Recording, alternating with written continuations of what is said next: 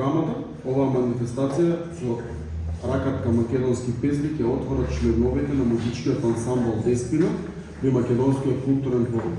Пеачката група Деспина, која има по број заедно со музичарите повеќе од 20 членови, денес ќе настапи во следниот камерен состав.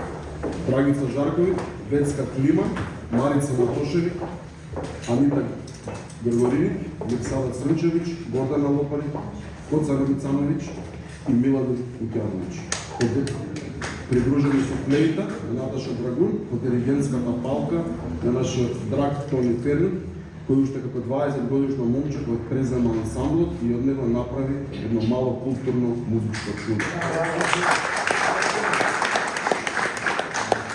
На дамите од Деспина, како и на Тони и на Ничо, им благодарам за нивната посветеност и љубов кон македонската музика и македонскиот фолклор. Како што спомена Филани, нивната најзначајна мисија е континуирано да го пренесуваат македонскиот мелост, првенствено во Хрватска, а потоа во Европа и свет.